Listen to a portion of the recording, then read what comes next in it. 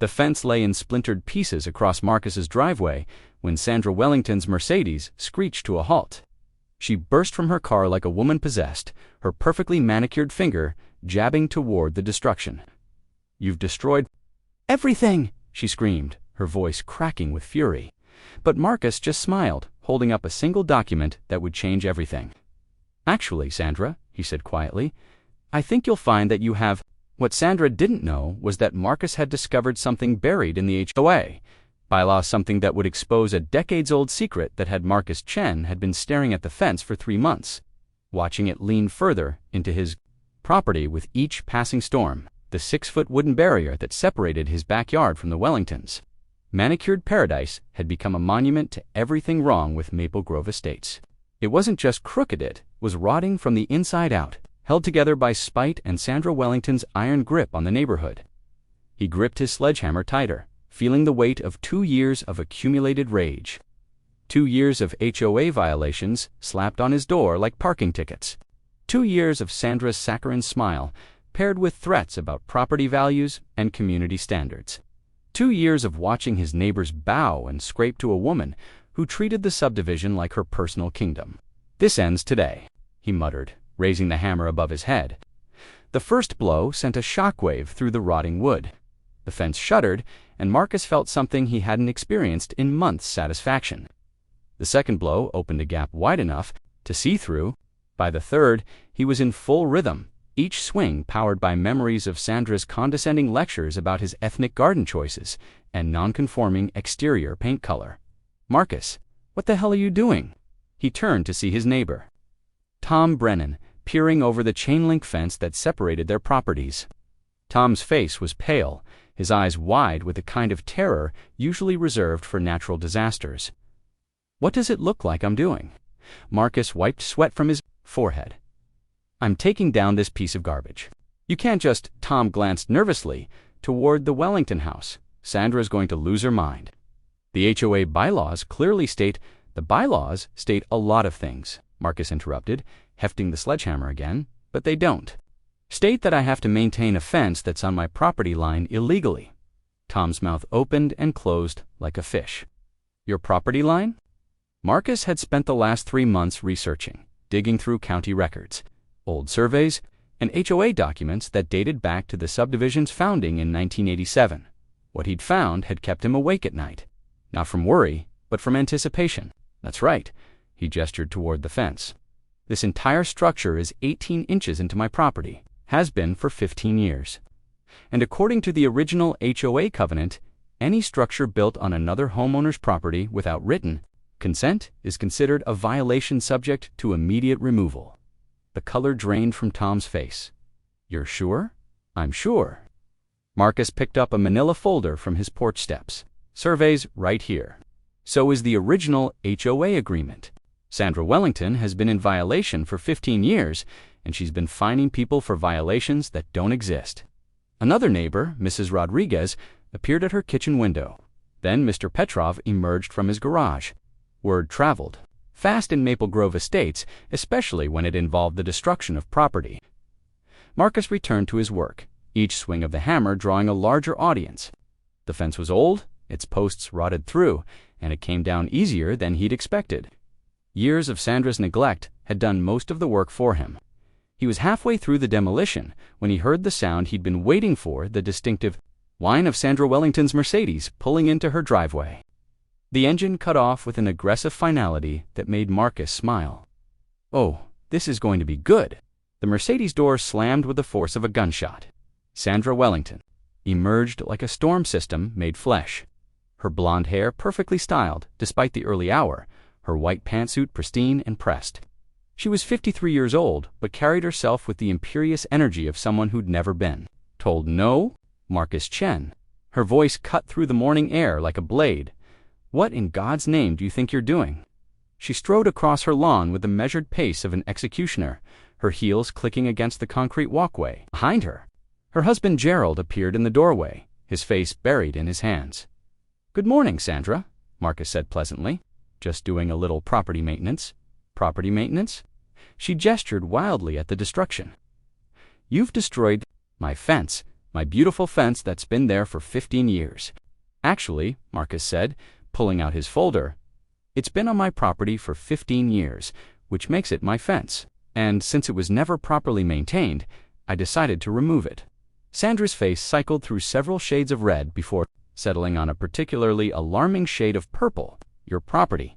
That fence is clearly on the property line. It's been surveyed. It's been approved by the HOA. It's been illegally placed on my land. Marcus opened the folder and pulled out a document. Here's the survey I had done last month. Professional surveyor, county certified. The fence is 18 inches into my property. Sandra snatched the paper from his hands, her eyes scanning the document with the intensity of a hawk spotting prey. As she read, her expression shifted from anger to confusion to something that looked suspiciously like fear. This is impossible, she whispered. What's impossible is that you've been collecting HOA fees for 15 years while maintaining a structure that violates the very bylaws you're supposed to enforce. Marcus pulled out another document. Here's the original HOA covenant. Section 12. Subsection C clearly states that any structure built on another homeowner's property without written consent is subject to immediate removal. The small crowd of neighbors had grown. Marcus could see faces in windows, people pretending to garden while they listened to every word. Sandra noticed too, her jaw clenching as she realized the very public nature of her humiliation. You can't just tear down property without proper notification, she said, her voice dropping to a dangerous whisper. The HOA board has to approve all modifications. You know that. I do know that. Marcus smiled. Which is why I filed the proper paperwork 3 months ago. Requested permission to remove an illegally placed structure from my property. The board has 30 days to respond to written requests. It's been 93 days. Sandra's eyes darted to Gerald, who was walking toward them with the slow, measured steps of a man approaching his own execution. 93 days, Marcus continued, during which I received no response. According to the bylaws, failure to respond within the specified time frame constitutes automatic approval. That's not Sandra started. Section 8, subsection A. Marcus pulled out yet another document. Want me to read it out loud? I've got plenty of copies. Gerald finally reached them, his face ashen. Sandra, maybe we should shut up, Gerald. Sandra's voice was sharp enough to cut glass. She turned back to Marcus, her composure cracking like ice under pressure. You think you're so clever, don't you? You think you can just waltz in here and tear down 15 years of established property lines? I've been president of this HOA for 12 years. I know these bylaws better than anyone. Marcus reached into his folder one more time, because I found something interesting buried in the archives. Something about the original fence placement, and who approved it. Sandra went very still. What are you talking about? The fence was originally supposed to be placed on the property line, but in 1987, when it was built, someone filed a variance request to move it 18 inches into the Chen property. The previous owners, the Nakamuras, apparently agreed to it verbally, but never signed the paperwork. He pulled out a faded document, its edges yellowed with age. Guess who approved that variance? Your father, Richard Wellington, the HOA president. At the time, and guess who benefited from the extra 18 inches of property? The Wellington family. The silence that followed was deafening. Even the birds seemed to stop chirping. Sandra's face had gone from purple to white, her eyes fixed on the document in Marcus's hands. You don't know what you're talking about. I know exactly what I'm talking about. Marcus's voice was steady.com. I know that your father approved an illegal variance. I know that he never filed the proper paperwork. I know that the Wellington family has been using 18 inches of property that doesn't belong to them for 15 years. Gerald grabbed Sandra's arm. Sandra, let's go inside. We can discuss this. No. Sandra yanked her arm away. No, we are not going inside. This is harassment. This is destruction of property. This is justice. Marcus folded the documents carefully and placed them back in his folder. And Sandra, this is just the beginning. He turned to address the crowd of neighbors who had gathered. I'm going to be filing a formal complaint with the county about the illegal variance. I'm also going to be requesting a full audit of the HOA's finances for the past 15 years. Anyone who's been... The Channel 7 news van had barely pulled away when Marcus's phone started ringing. He glanced at the caller, eyed to Tom Brennan. His neighbor, who'd watched the fence demolition with the wide-eyed terror of someone witnessing a car accident, Marcus. "What the hell have you done?" Tom's voice crackled through the speaker. "Sandra's been calling everyone. She's talking about lawsuits, about getting you kicked out of the neighborhood. She can talk all she wants." Marcus settled into his porch chair, watching Gerald Wellington pace back and forth behind their living room window. The facts are the facts, but the news, really. How many times has she posted violation notices on people's doors for the whole neighborhood to see? She made this public when she decided to rule this place like her personal kingdom. Through his window, Marcus could see Sandra pacing in her kitchen, her phone pressed to her ear, her free hand gesturing wildly. Even from a distance, he could tell she was losing her mind. "Look, I get it," Tom continued. "She's been harsh, but this is nuclear. Marcus, this is going to destroy her." "Good." The word came out harder than Marcus intended. "She's been destroying other people for years. Remember Mrs. Patterson, the elderly woman who lived in the corner house? Sandra fined her $800 for having the wrong color mailbox. $800. Tom. The woman was on a fixed income." Tom was quiet for a moment. "She moved out last year. She moved out because Sandra made her life hell. Constant violations, constant harassment, and for what? Because her mailbox was forest green instead of hunter green." Marcus's voice rose. "Mrs. Patterson lived here for 30 years. Sandra drove her out over mailbox colors that aren't even specified in the actual bylaws." "You're sure about that?" "About the bylaws. I'm sure about everything." Marcus pulled out his folder, which had grown considerably thicker over the past 3 months. "You want to know what else I found?" "The special assessments. Remember the pool renovation 3 years ago? The one that cost every homeowner an extra $2,000. "Yeah, what about it?" "There was no pool renovation. The pool was resurfaced, which cost about $12,000 total. But the HOA collected $46,000 in special assessments. Guess where the extra $34,000 went?" Tom's silence stretched long enough that Marcus wondered if the call had dropped. "Tom, Jesus Christ, Marcus, you're talking about embezzlement. I'm talking about a pattern of financial abuse that goes back over a decade." Marcus flipped through his documents. The landscaping contracts, the exterior maintenance, the security system, all of it inflated. All of it benefiting companies that have connections to the Wellington family. Marcus's phone buzzed with another call. He glanced at the screen. Rodriguez, who lived 2 houses down. "Tom, I need to take this. But think about what I'm saying. Think about every fine you've paid, every special assessment, every time Sandra made you jump through hoops for basic home maintenance." He switched to the other call. "Alina, how are you?" "Marcus, I just saw the news report." Elena's voice was tight with emotion. "Is it true? About the fence, about the violations?" "It's true, all of it. All of it." Alina was quiet for a long moment. When she spoke again, her voice was shaking. "That woman fined me $1,500 last year. $1,500 for painting my front door without HOA approval. My husband had just lost his job, and we were struggling to make ends meet, but she wouldn't budge. She said rules were rules." "What color did you paint it?" "Blue, a nice soft blue. It wasn't neon or anything crazy, just ... Blue." Marcus flipped through his documents. "Alina, I'm looking at the original HOA covenant right now. There's no restriction on door colors. None. The only restriction is that the exterior paint has to be in keeping with the neighborhood aesthetic, which is so vague it's meaningless. But Sandra showed me the bylaw. She had it printed out. She showed you a fake bylaw, one that doesn't exist in the actual HOA documents." Marcus felt his anger building again. "Alina, how many other people do you think paid fines for violations that don't exist? Oh my God." Elena's voice was barely a whisper. "Marcus, what do? We fight back. We get everyone together and we take our neighborhood back." After hanging up with Alina, Marcus sat on his porch and watched the Wellington house. Sandra was still pacing, still on the phone, but now Gerald was pacing too.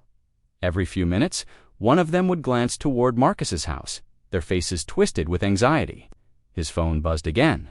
This time it was a number he didn't recognize. "Mr. Chen, this is David Park from the County Building Department. I understand you've filed a complaint about HOA violations in Maple Grove Estates." Marcus straightened.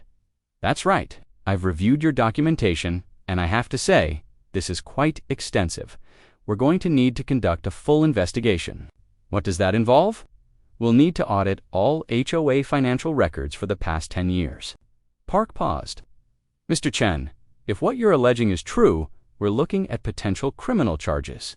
Criminal charges, fraud, embezzlement, potentially racketeering, if we can prove it's an ongoing criminal enterprise. Park's voice was professional, but Marcus could hear the excitement underneath. This isn't just about offense, Mr. Chen. This is about systematic abuse of fiduciary duty. After the call ended, Marcus sat in silence, processing what he'd just heard. Criminal charges? He'd started this fight to get Sandra Wellington off his back, but now he was potentially looking at sending her to prison. His phone rang again. This time it was a number he recognized, Sandra Wellington. "You son of a bitch," she hissed without preamble. "You have no idea what you've done." "Actually, Sandra, I have a pretty good idea. You think you're so smart, don't you? You think you can just waltz in here and tear down everything I've built? Everything you've built on lies and stolen money, from neighbors who've been systematically abused by your fake bylaws." Marcus leaned back in his chair. "And now I have the county building department conducting a full investigation." Sandra's intake of breath was audible. "What? Oh, didn't I mention? I filed a formal complaint. They're going to audit all your financial records, every special assessment, every violation fine, every landscaping contract, all of it. You can't do that. They're particularly interested in the pool renovation that never happened." The line went quiet for so long that Marcus thought she'd hung up. When Sandra spoke again, her voice was different, smaller, more desperate. "Marcus, maybe we can work something out. Maybe we can come to an understanding. An understanding. The fence issue. We can fix the property line.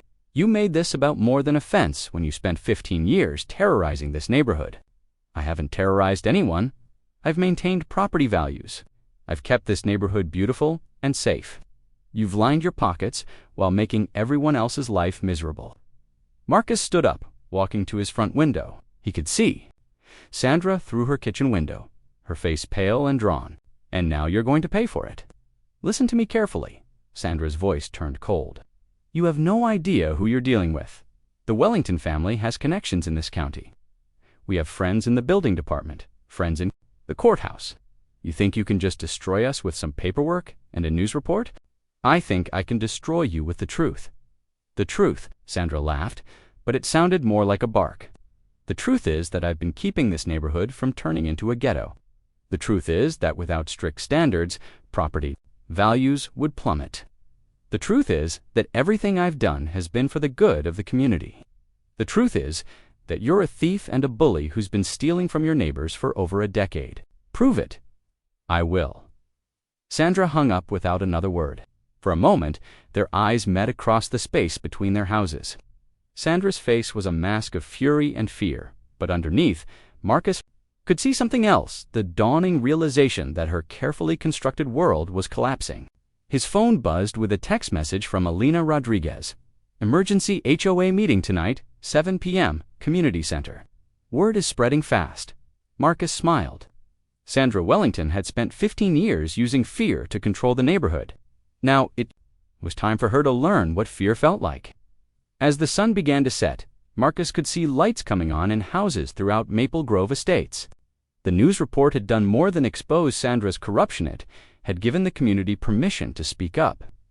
At 6:45 p.m., Marcus walked toward the community center, his folder of documents under his arm. Behind him, he could hear the sound of car doors slamming, footsteps on pavement, voices raised in conversation. The community center hadn't seen this much activity since the 4th of July barbecue 3 years ago. Marcus pushed through the crowd at the entrance. Immediately hit by the wall of sound, dozens of overlapping conversations, raised voices, and the scrape of folding chairs being arranged and rearranged. "Marcus," a voice called out above the din. He turned to see Jim Patterson, Mrs. Patterson's son, pushing through the crowd toward him. "I drove down from Sacramento when I heard about the news report. Is it true about the bylaws?" Marcus nodded grimly. "It's true, Jim. All of it." Jim's face hardened. "That woman destroyed my mother. Mom lived in this neighborhood for 30 years, and Sandra Wellington drove her out over a mailbox. A goddamn mailbox. I know. I'm sorry. Don't be sorry. Be ready to fight. Jim gestured toward the front of the room, where Sandra Wellington sat behind a folding table, her usual spot for HOA meetings, because she's about to get what's coming to her. Marcus made his way toward the front, nodding to neighbors as he passed. He recognized most of them people he'd seen at block parties, waved to while getting his mail, nodded to at the grocery store. But tonight, their faces were different. Tonight, they looked angry. Sandra Wellington sat ramrod straight behind the table, her hands folded in front of her, her face a mask of controlled composure. Gerald sat beside her, looking like he was attending his own funeral. To Sandra's right sat the other two HOA board members.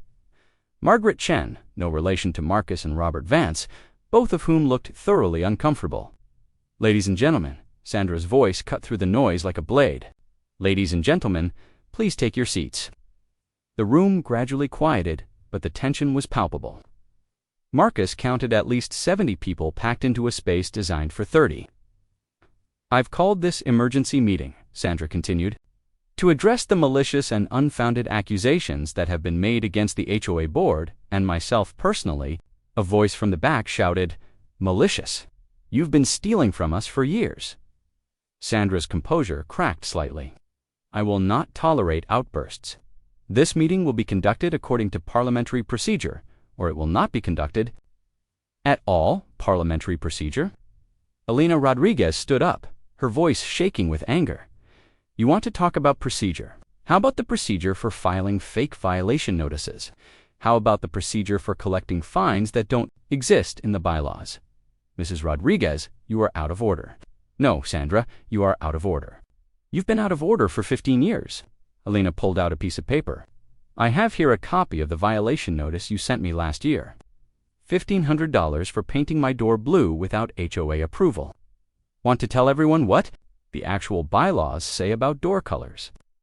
Sandra's jaw tightened. The bylaws clearly state nothing about door colors. Marcus stood up, his folder in hand. Because I have the actual bylaws right here. The original HOA covenant filed with the county in 1987. No mention of door colors, no mention of mailbox colors, no mention of half the things you've been fining people for. The room erupted in voices. Marcus could hear fragments of conversation. I knew it. She got me from my fence height. The landscaping fine was bogus. Quiet. Sandra slammed her hand on the table. I will not have this meeting turned into a witch hunt based on the ravings of a disgruntled homeowner. Tom Brennan stood up, disgruntled. Marcus isn't disgruntled, Sandra. He's right, and we've all been too scared to say anything. Scared. Sandra's voice rose. Scared of what? Of maintaining community standards, of preserving property values. Scared of you? The voice came from the back of the room. Marcus turned to see Mrs. Yamamoto, an elderly woman who lived on Oak Street. We've all been scared of you, Sandra. Scared of the fines, scared of the violations, scared of being singled out and harassed. I don't harass anyone. You harassed my mother, Jim Patterson called out. You harassed her until she couldn't afford to live here anymore. Your mother was in violation of clearly stated bylaws. What bylaws? Marcus opened his folder. Because I've got the actual bylaws right here, and there's nothing in them about mailbox colors. Nothing about specific paint colors. Nothing about garden plant species. Nothing about half the things you've been fining people for. Sandra's face was flushed now, her carefully controlled composure beginning to crack. Those are interpretation guidelines based on the Aesthetic Standards Clause, interpretation guidelines that conveniently generate revenue for the HOA. Marcus pulled out another document. Speaking of revenue, let's talk about the special assessments. The pool renovation that cost every homeowner $2,000. The room went quiet. Marcus could feel the weight of 70 pairs of eyes focused on him. The pool renovation that never happened. He continued. The pool was resurfaced. Cost $12,000. Amount collected in special assessments, $46,000. Where did the extra $34,000 go, Sandra? Tandra's mouth opened and closed, but no words came out. Margaret Chen, one of the other board members, spoke up. Marcus, I think you're mistaken. The pool renovation included new filtration systems, new decking, did it? Marcus pulled out a receipt. Because I have the invoice from Clearwater Pool Services, resurfacing only $12,347. He held up the document so the room could see it. I also have the invoices for the extensive landscaping project that costs us $28,000 in special assessments. Actual cost, $8,000 for tree trimming and mulch. The room erupted again, but this time Sandra couldn't restore order. Voices rose from every corner. She got me for 2004 deck maintenance. The security system assessment was $1,500 per house. What about the emergency roof repairs on the community center? Marcus raised his voice above the din. I have invoices for everything. Every special assessment, every emergency repair, every maintenance contract. All of it inflated, all of it benefiting companies with connections to the Wellington family. Sandra shot to her feet. You have no right to make these accusations. You have no right to dig through private financial records. Actually, I do. Marcus pulled out another document. HOA financial records are public documents. Any homeowner has the right to review them. But you know what's interesting? When I requested the records 3 months ago, I was told they were unavailable. When I went directly to the county, I found out why. He paused, letting the tension build. The HOA hasn't filed required financial disclosures with the county in over 5 years. That's a violation of state law, but it gets better. Marcus pulled out a thick stack of papers. These are the actual financial records I obtained through a Freedom of Information request, and they tell a very interesting story. Sandra's face had gone pale. Those records are private. No, Sandra, they're not. And they show a pattern of financial misconduct that goes back over a decade. Marcus addressed the room. Inflated contracts, kickbacks, special assessments for work that was never done. The Wellington family has been systematically looting this HOA for years. Gerald Wellington finally spoke up, his voice barely above a whisper. Sandra, maybe.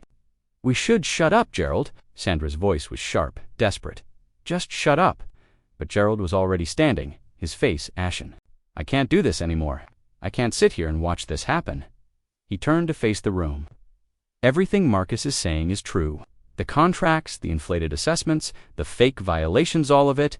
Sandra's been running this HOA like her personal bank account for years. The room fell silent. Even Sandra seemed stunned by her husband's betrayal. Gerald, she whispered, what are you doing? I'm doing what I should have done years ago. Gerald's voice was stronger now.